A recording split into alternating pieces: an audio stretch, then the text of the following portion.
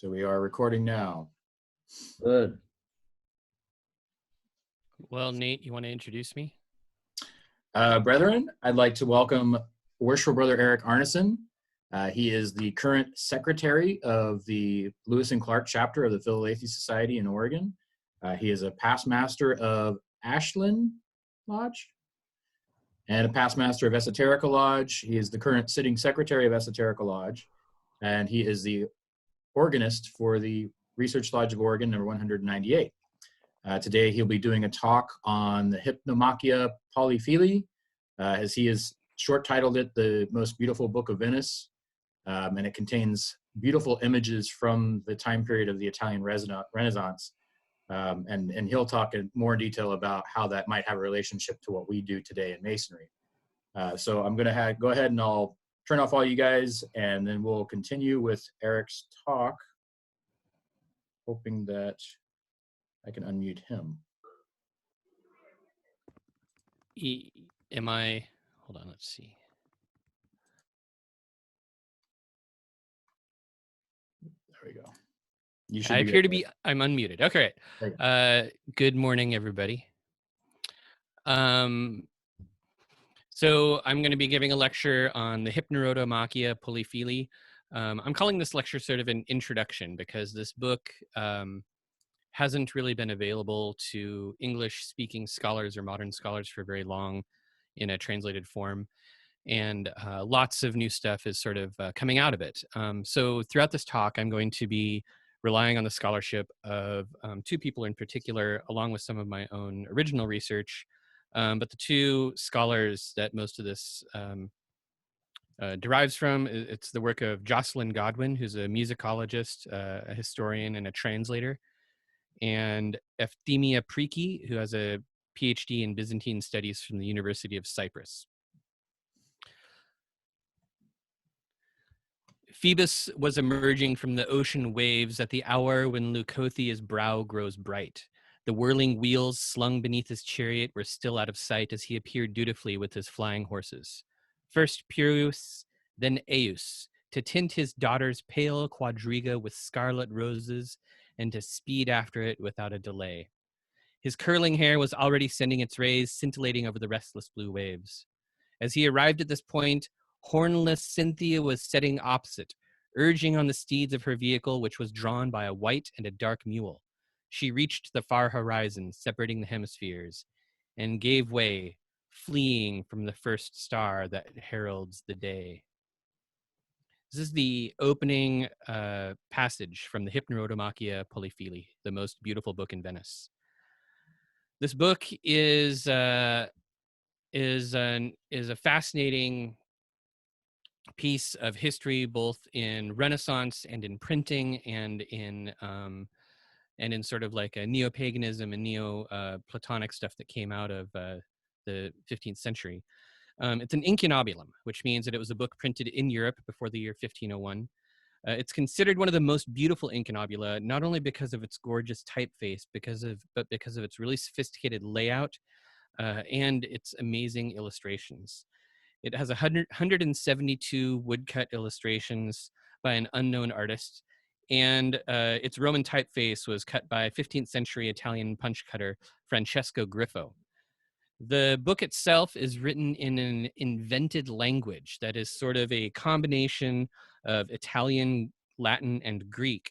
And then the illustrations feature also Hebrew, Arabic, and pseudo-hieroglyphics. I think I have some examples of them later, but basically, at the time, nobody had deciphered hieroglyphs, so the artist who did the woodcuts just made up his own set of hieroglyphs and included those in the artwork. Priki says, depending on each reader's expectations and understanding, the story of the Hypnerotomachia could be considered allegorical, alchemical, pornographic, antiquarian, or simply as theses on architecture, botany, gardening, and other subjects, all embedded in a romance. To understand the significance of this book, I'm not always gonna call it by its full name. I might call it the HP or the Hypnerotomachia, but understanding the HP requires some historical context. So printing in Europe happened, or it was invented around the 1430s. This is when movable type was invented. Movable type and the printing press were made available by the widespread introduction and production of paper, which began in the 14th century. Paper was a technology that was imported from the East, and it really changed the way that literacy worked in Europe, and it really it really caused things to develop incredibly quickly. So in the 70 years after the invention of the movable type printing press by Johannes Gutenberg, over 20 million books were printed.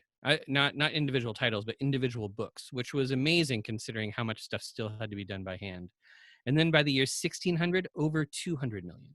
So books became popular and were everywhere right away. Like you can think of it as like the spread of smartphones, where 20 years ago nobody had a smartphone, and then all of a sudden at some point everybody has a smartphone, everybody knows how to do it, everybody knows what emoji are, and it's just sort of everywhere, right? So it was sort of like that rapid of a spread. Books were such an incredible source of information and way for data to get around, for information to get around, that there was just no stopping them. So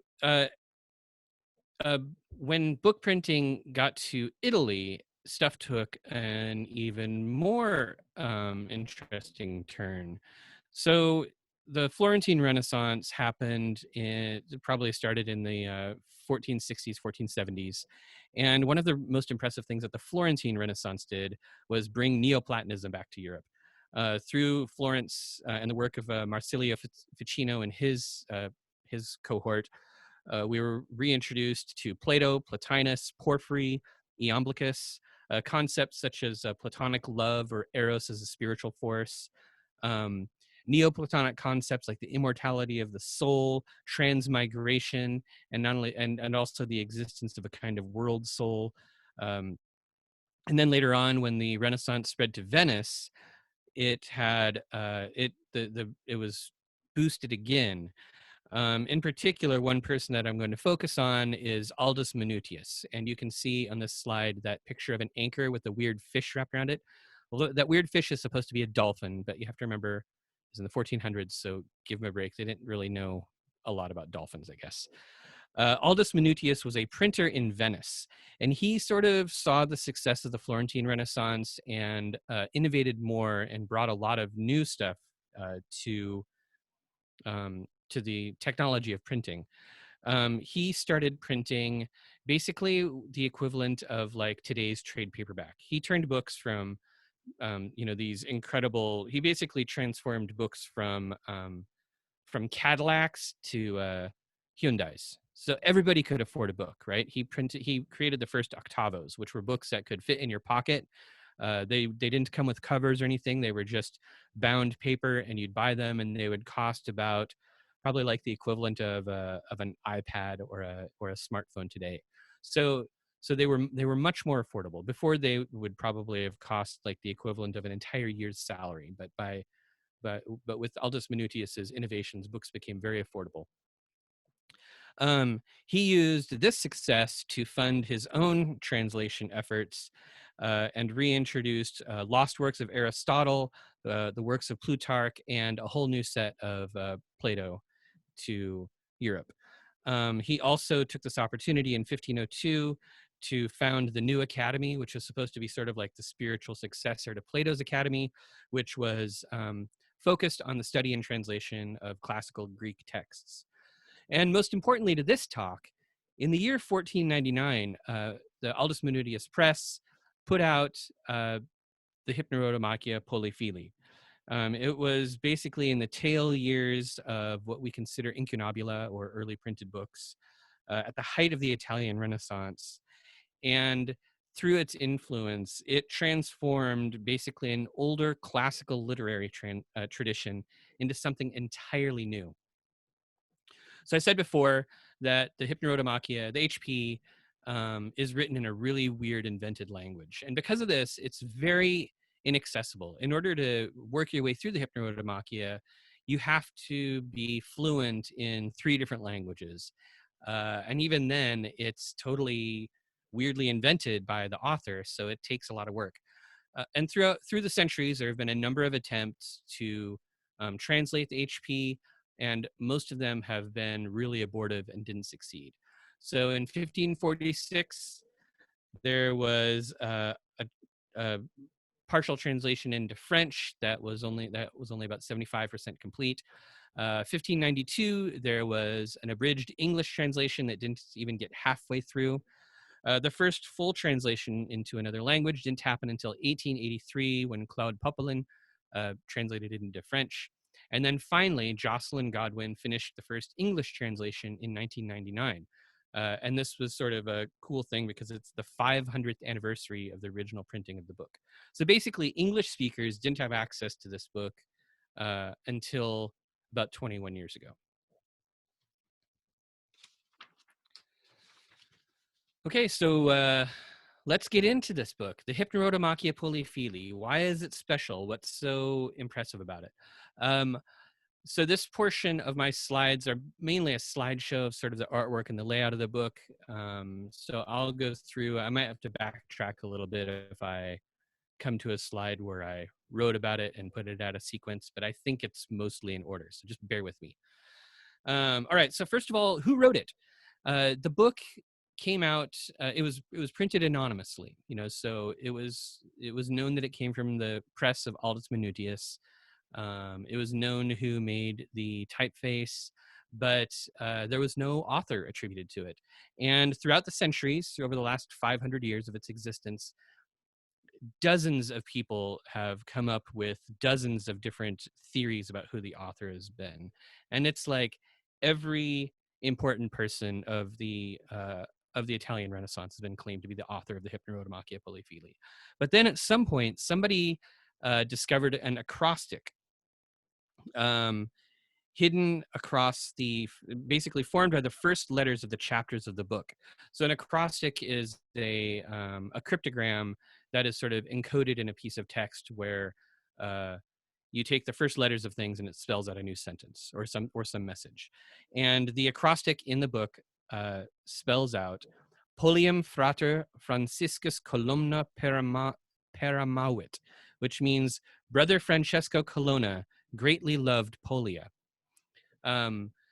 Which led people on a new hunt, like who's Francesco Colonna?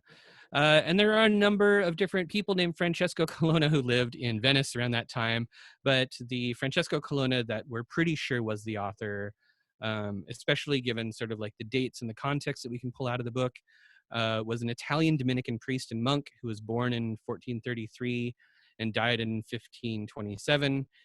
He lived and preached in Venice, and he was assigned to St. Mark's Cathedral there for a time. His own biography is pretty fascinating. He went through a number of, he got like excommunicated and then recommunicated, or whatever the heck they call that. And he went through a bunch of different stuff and ended up preaching a lot and publishing other works under his own name that sort of reinforced the idea that he was the actual author of the HP.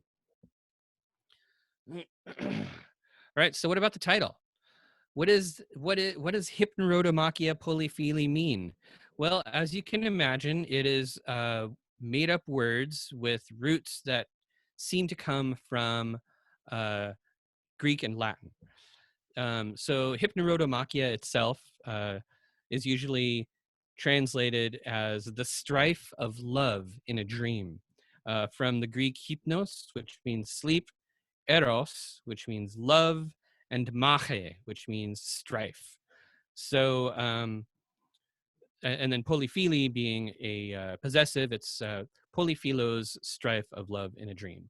Polyphilo is the main character, and this book is about the adventures of Polyphilo. In this woodcut, he's the boring-looking guy all the way on the left with the little cap on his head. So in this book, Polyphilo falls asleep, and in his sleep, he enters this fantastical dreamscape. Polyphilo's name itself can have a number of translations. Some people have translated it simply as the lover of Polia, who is his main love interest in the book.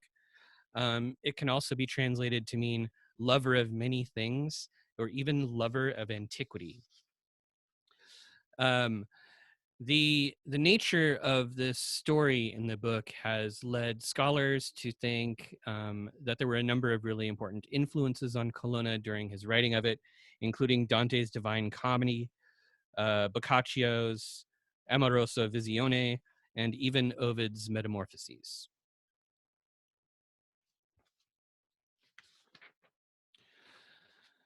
So this book has a number of themes that are really unusual for Europe at this time. It's pagan. Polyphilo's patron deities are Cupid and Venus.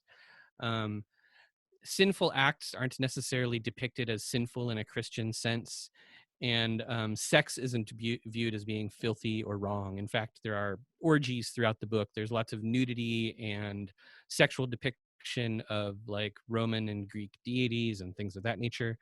Um, Godwin calls it unabashed paganism, which is amazing to have happen in 15th century Europe. Even though there's a lot of neo-pagan ideas and concepts coming out of the Florentine Renaissance, for instance, a lot of it was sort of couched in sort of like Christian virtue sort of stuff, or there was an attempt to reconcile these sort of like pagan concepts with Christian virtues. But not in this book. This book didn't have any of that. And in fact, in one of the later chapters, there's a quote: "Reason teaches us that nothing is difficult for the high gods. They are able to achieve any effect at will, in any place, and upon any created thing, for which reason they are rightly called omnipotent." The book leads with Polyphilo's trek through these magical, wonderful landscapes filled with like architectural wonders. And the architectural wonders are really specifically sort of laid out and planned with specific measurements and relationships to each other. Um, my reading of this book, I was first interested in this book because I think that a lot of these specific measurements and precise architectural layouts of the dreamscape probably indicates that it was meant to be some sort of memory palace. But I don't know if that's true. And especially since when you really start to sort of like look at it and measure it out, it seems that Colonna might have screwed up because a lot of stuff just doesn't fit together very well. But whoever made the woodcuts sort of ignored that and was like, well, he said 400 meters, but he probably just meant 40, and kind of corrected Colonna's measurements in the artwork. A lot of the artwork does depict some of these architectural wonders. I've included a couple here. There'll be more later on. But the architecture is so incredibly detailed. And because of this, I think that it definitely can hold a lot of interest for Masons, since there are a lot of weird overlap terms between the descriptions in the Hypnerotomachia and our own degree work. So some of the architectural details include Parian marble, or a chalcum, Numidian stone, porphyry, shining stones, epistles, capitals, colonnades, cornices, zophary, friezes, arched beams, baths, aqueducts, pyramids, obelisks, statues, spikes, plinths, and a host of other elements. It's incredibly, so also everything in this book is incredibly erotic. It's filled with erotic imagery, sometimes verging on the disturbing. And you can just sort of open it up at random and come across like weird erotic imagery. One of the pieces that I found that I'm going to relate was an elegant carving of a sleeping nymph whose nipples were spurting streams of water, one hot and one cold. At her feet, an amorous satyr stood aroused and ready for some, adventure. um, and over and over, like when Polyphilo and Polia have sex near the end. It's not like some sort of it doesn't have that sort of, like in modern long stories, there's all this sexual tension that builds and builds and builds, and you're always like, oh, will they or won't they? And this, it's like, no, they will. Everybody will. There's just tons of sex. So here on this page, we see an example of one of the processions that is described. So there's a number of these intricately described parades and feasts and processions. They're filled with scenes from Roman and Greek mythology, and every float and every triumph is sort of like really intricately laid out, described, and illustrated. And here's one of the descriptions. The fourth triumph was carried on the wheels of ferrous Arcadian asbestos, which once lit resists extinction. The rest of the carriage was carved from glowing troglodytic carbuncle, which fears not the thickest darkness. Many things could be told about it, but one would have to consider in what place and by what craft such works were made.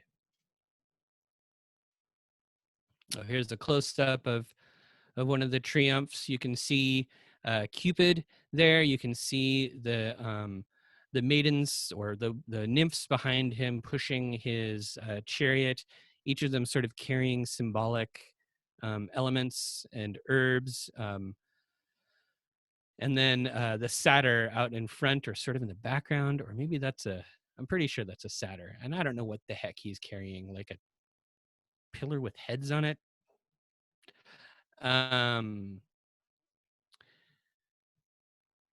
Oh yeah. So this is an example of some of the erotic imagery in the Hypnerotomachia Poliphili. This sort of imagery in a lot of so there were basically like two printings of the original. There's the first printing in 1499, and then a second printing, I think, in the 1520s or 1530s by Aldus Manutius's son. But the artwork was considered so shocking that a lot of times people would go into their books and like scratch it out or black it out or paint over it or something like that. So we don't have a whole lot of the original artwork in many editions. But here you can see this is the sacrifice to Pan, I believe, and you can see sort of the agricultural symbolism, the wheat everywhere. He has a dome over his head that looks like it's made out of, I thought at first it looked like it was made out of hops, but probably not. But he does have a sickle, which is an agricultural symbol. All of these women are all around him taking part in the sacrifice of a bull down in the bottom front. And again, you have a lot of symbolic tools and implements sort of scattered around either on the ground or in people's hands. And then right there prominently in the center of the engraving is Pan's genitals. And this is probably the engraving that was considered the most shocking and was the most censored in the book. So in addition to parades and architectural features, the language of the Hypnerotomachia Poliphili also includes these incredible naturalistic descriptions of like, idyllic forests and creeks and streams and all these places that Polyphilo, the main character, travels through. And I'm going to read you one of those now. The leafy green and humid banks of the river were adorned with flowering narcissi and with the pungent bulb or sea onion that grows by water. The hyacinth was not wanting, nor the lilies of the valley. The gladiolus that grows in corn, and the Illyric in variety. The marigold flourished there, the equisetum or horsetail, and the dandelion. There was a host of violets, Tusculan, marine, Calatian, and autumnal. There was sea mint, also called Simiadon or Trachyotis, and other noble water plants. There were also countless river birds, the kingfisher with his blue plumage, and other quick little waterfowl. The long-necked swans were there, dear to augurs, with the dying song that they sing on the waters of Meander.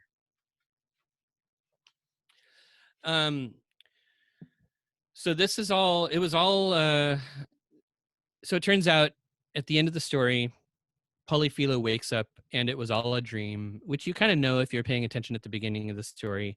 And a date is given. It's May 1st, 1467. Um, and the implication there is that, uh, you have to read the book. I'm going to tell you this book. You will love it. It is beautiful to read and engaging, surprisingly engaging.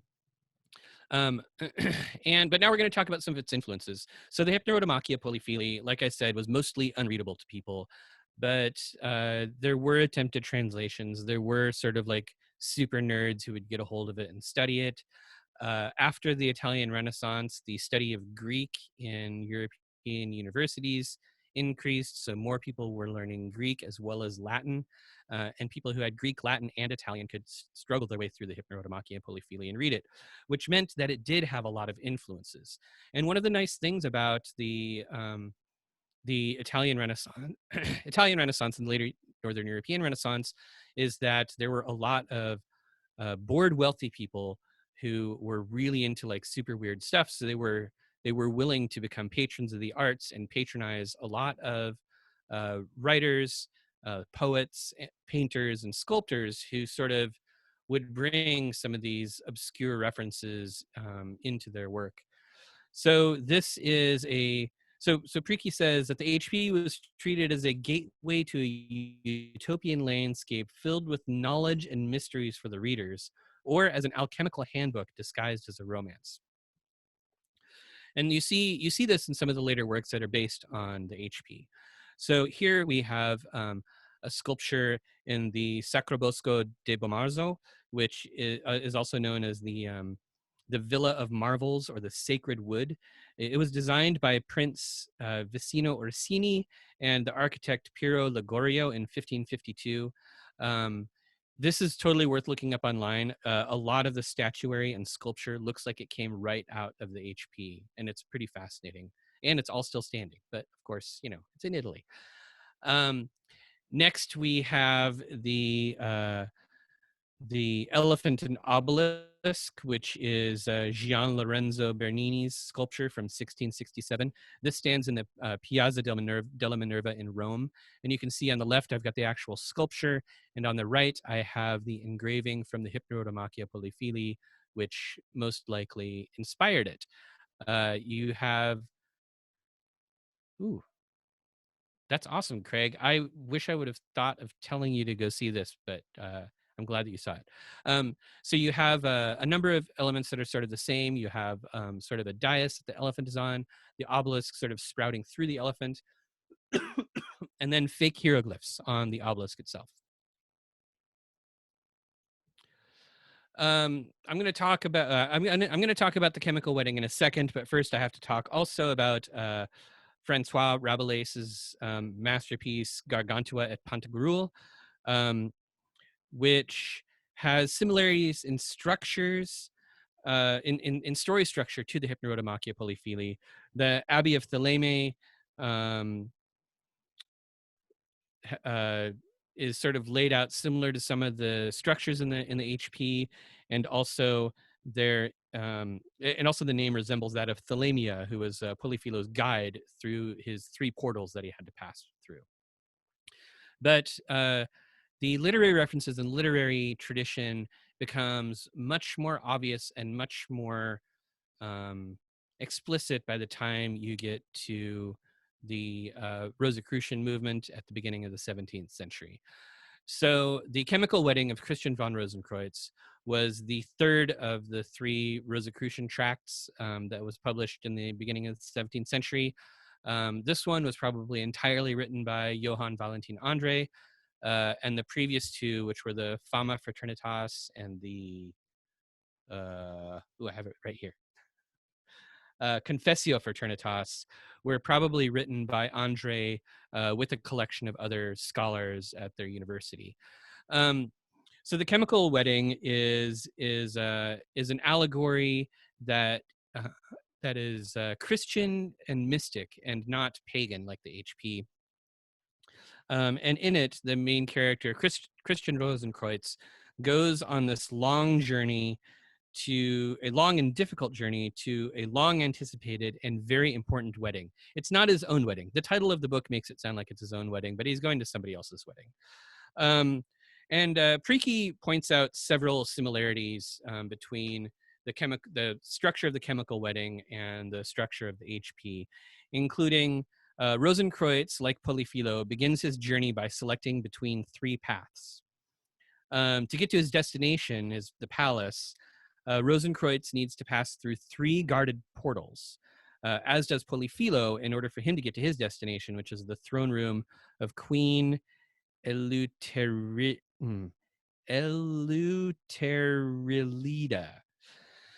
But it's even more explicit than that. Both Rosenkreutz and Poliphili have epiphanies that involve either a vision or an actual interaction with a naked Venus, a naked representation of Venus or the manifestation of the goddess herself. Both of them also encounter strange inscriptions and hieroglyphs along their journey that they need to interpret in order to be successful. So because of the similarities, and also Preeke and a couple other scholars have broken down like a lot of like the numerological stuff or a lot of the ways that the math is used in the HP and the chemical wedding, and shown that there are further deeper structures sort of that are probably outlining the fact that Johann Valentin Andre, the author of the chemical wedding, had access to the Hypnerotomachia Poliphili and had probably read it and was attempting to create a sort of Christianized version of it to convey his message. So once you have things starting to influence the Rosicrucian movement at the beginning of the 17th century, you undoubtedly start to see bleed over into Freemasonry, because a lot of early Freemasons were obsessed with Rosicrucians. Not to say that late Freemasons aren't obsessed with Rosicrucians. I know that a lot of us are as well. But I think that there's pretty good evidence, if you examine the similarities between the Holy Royal Arch and the chemical wedding of Christian von Rosenkreutz, you can see that the chemical wedding, at least, inspired the original structure of the Holy Royal Arch degree. I know not everybody here has taken the Royal Arch degree, so I'm not going to give away any spoilers in this degree. I'm just going to talk a little bit about the structure, which shouldn't be a spoiler because you've all seen a Masonic degree and you know how they go. But the Holy Royal Arch is the degree of Freemasonry that traditionally follows the Master Mason degree, and it was treated this way in the 18th century. And our first mentions of the Royal Arch degree comes sometime between 1720 and 1740. We don't know its actual origin date, but it was probably right around there. At the time, there was limited interest in the Hypnerotomachia Poliphili in the English-speaking world, especially since there wasn't a translation available. But the English-speaking world was going nuts over Rosicrucian stuff, so they did have access to the chemical wedding and the other Rosicrucian manifestos, and they were much beloved by Protestant Christian mystics and Protestant Christian alchemists. And there are a number of similarities that it probably inherited from the chemical wedding, but definitely date back to the Hypnerotomachia Poliphili. Among them is the story of the Holy Royal Arch, which is the story of the beginning of the building of the Second Temple. So it starts off with a long, arduous journey towards a long-awaited and much-desired event. The journey is beset with perils and strange visions. The journey also includes a guide, and a big chunk of the journey includes passing through a number of guarded portals in order to enter a throne room. Even more telling is that the Holy Royal Arch degree involves the deciphering of strange inscriptions and mysterious hieroglyphs in order to reveal a great secret. And I think that if there were scholars out there who spent a little bit more time examining the structure of early Royal Arch degrees, comparing it to the chemical wedding, that the underlying structure and the influences would probably be even more clear. But it doesn't end there. There have been a great number of other works throughout the years that have been influenced by the Hypnerotomachia. First, we have a book called Polifilo, or The Dark Forest Revisited, by Arturo Perez Gomez in 1994. This is sort of a modern literary retelling of the HP. Next, we have the novel Club Dumas and the film based on it called The Ninth Gate in 96 and 99. Arturo Perez Revert wrote the novel, and Roman Polanski directed the film adaptation. The HP is referenced in the novel, and I believe also in the movie, and sort of considered an invaluable rare book. But also, I would say that the reliance on the weird woodcuts in this story is a direct reference to the mysterious woodcuts in the Hypnerotomachia Poliphili.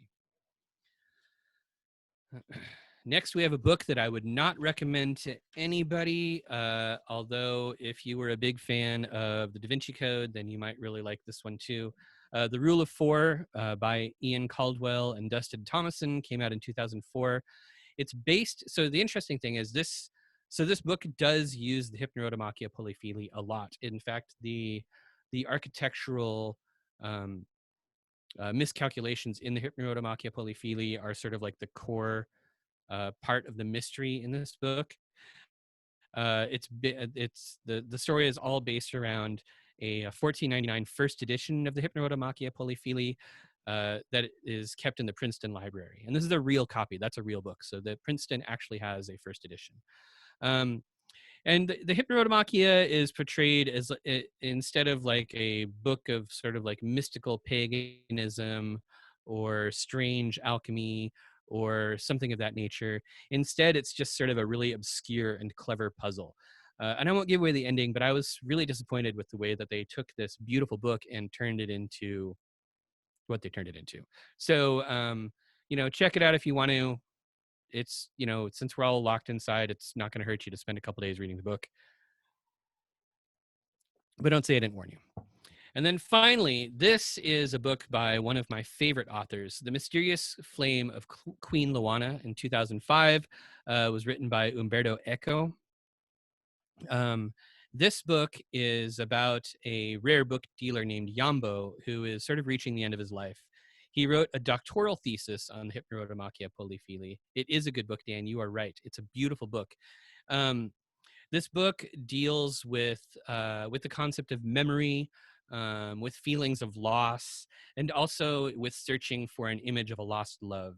And you can see through it the influence that the HP had on Eco as he was writing the book. I would really, really recommend this book. It is so beautiful and so strange.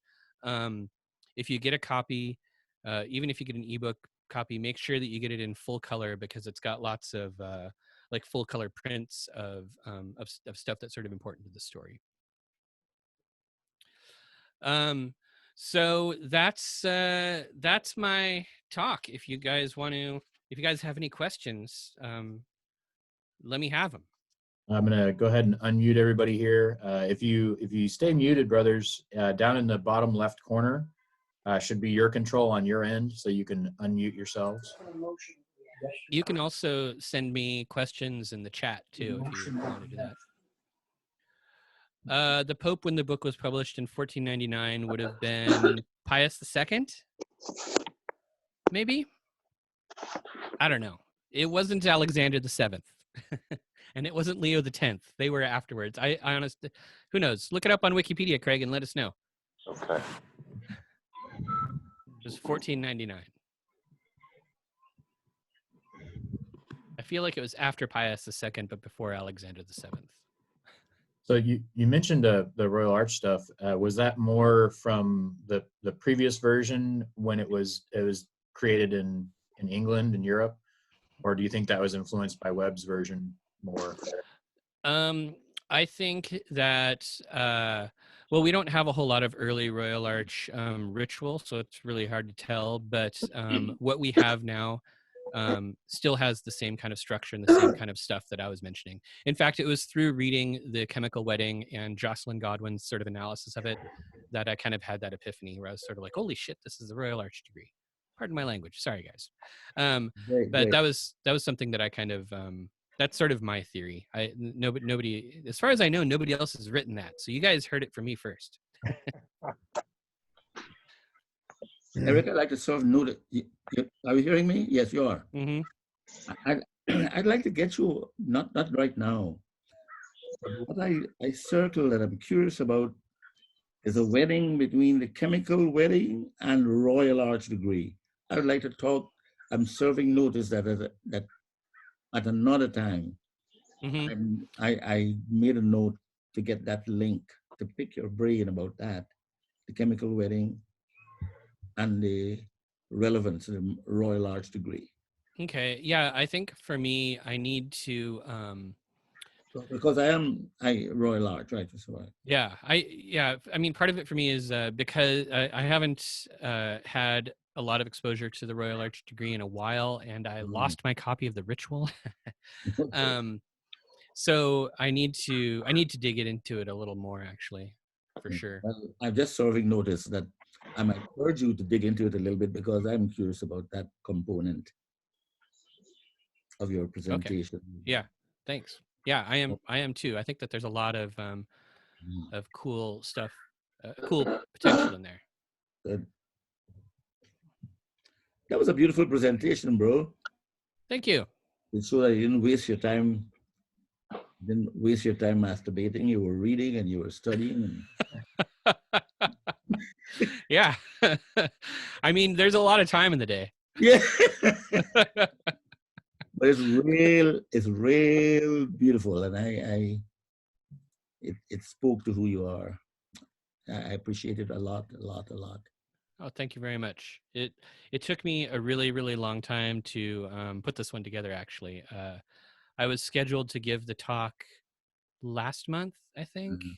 And there was just so much stuff to pull together. I kept putting it off, in particular because I'm going to be interviewing a scholar next week, I think, or the week after, who did his master's thesis on the Hypnerotomachia Poliphili.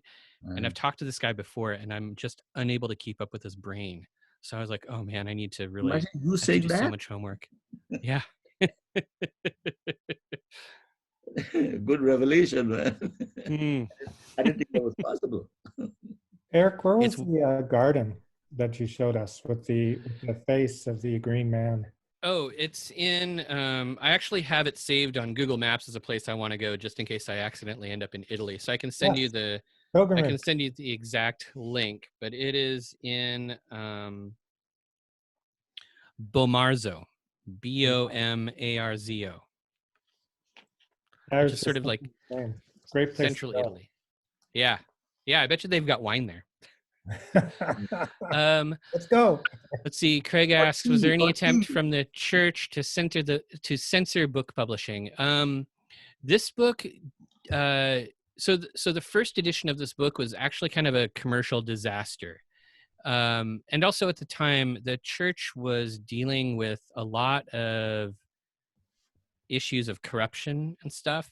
But the church overall did tend to spend a lot of time censoring books. I don't believe they ever tried to censor the Hypnerotomachia Poliphili. I'm not sure it really got to their radar, since it was sort of unreadable and it just had like scary art. But I mean, there were naked people in all of the Italian art, so it wasn't like having a dong in a book was that shocking to most people, I would assume. I find it just really hard for me to put myself in the time frame of when these books were being published, and I think of the church being hyper conservative. But when you go around Rome, you see the art that was there at the time. It's shocking to see where they were at. The church at the time was not hyper conservative, right? So the church at the time was so most of the popes were coming from wealthy Italian families who were basically patrons of this kind of art. And it was a long string, like from probably the early 1400s up through the end of the 1500s. We had a long string of like super corrupt, kind of gnarly popes who were doing stuff like frequenting whorehouses and keeping mistresses on the side and having babies and having like orgies in the Vatican. Like it was It was not a time for popes to be like, oh, it's a picture of a penis. I don't, and also you have to remember that in both Venice and Florence, where a lot of this sort of like neo-pagan stuff was happening, the neo-pagan artists were being the patrons of these neo-pagan artists were like the fathers of the popes, like literal dads. Like, you know, your dad is the one who's giving millions of dollars to Michelangelo, so I'm not going to censor him. Right. So it was, that helps a lot, actually. That really does, because when I think of the medieval ages, I just think of hyper stifling all the time, and I would think that this is pretty much right in that era, if I'm not mistaken. Well, it's sort of you can sort of think of the last half. Anyway. Yeah, except it's Renaissance, so it's post-medieval. And I think you could think of the last half of the 15th century as sort of like the summer of love in Italy. Only rich people smoking the dope and going to Woodstock. Does that make sense? Gotcha. Yeah. Oh, yeah. So there was a backlash. So if you look up, for instance, Savonarola, otherwise known as the Mad Monk, by the time he came to power in Venice, there was a pretty strong backlash against all of the kind of like what was seen as sort of like decadence of the Italian Renaissance. And that's where you got stuff like the Bonfire, the Vanities, where everybody's like bringing their books and their artwork out into the streets of Venice to burn and stuff like that. Yeah. Or Florence, that was Florence, I'm sorry. But I'm in a soapbox for just a moment, just spending time in Rome. If I remember walking across that statue correctly, the way that these things happen, I mean, there's amazing, immaculate art in every direction you go. You'll be crossing a bridge and some guy will be selling art on the street on a blanket, standing or, you know, sitting right beneath a masterpiece, you know, a legendary masterpiece. But there are a few pieces of art that you might just stumble by, and for some reason they just take your breath away. One is the Giordano Bruno statue. You know, for me that was anyway.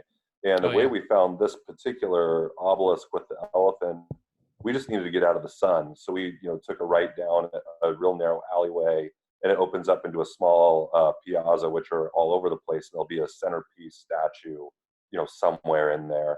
And that's how we came across that one. And it was just a shocking piece of art.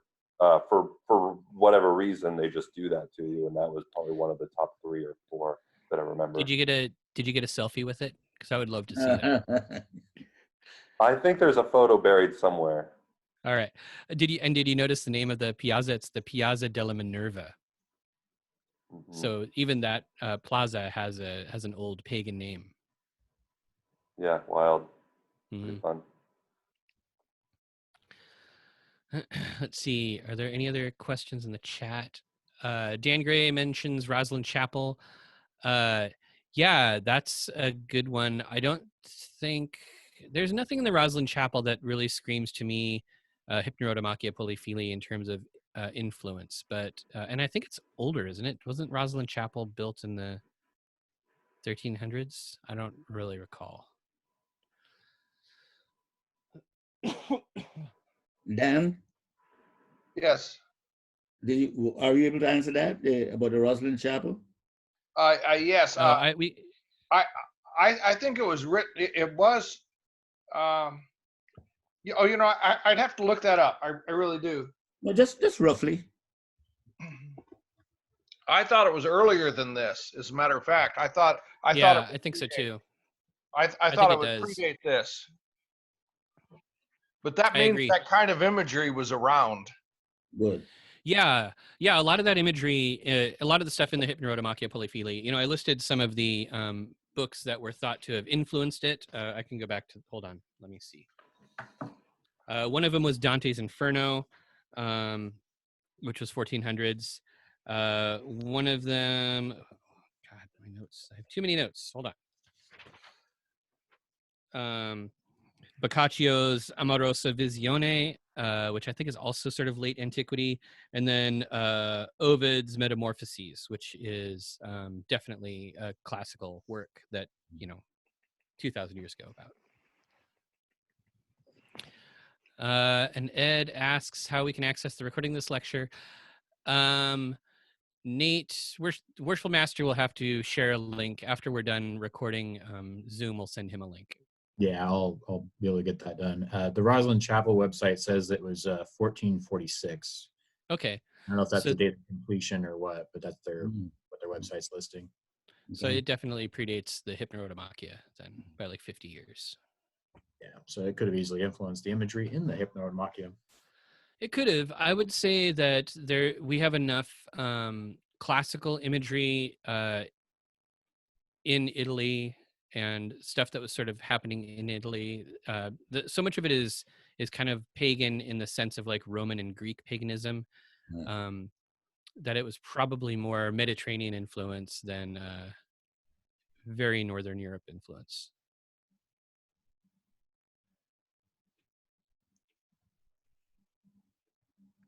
Do you think it was an influence on Eliphas Levi's imagery that he used in his texts? I don't have an opinion on that. I haven't. I would have to take another look. Eliphas Levi had a lot of influence from the grimoire tradition and Kabbalistic tradition and stuff, but I'm not sure about. I'm not familiar enough with his imagery to know that.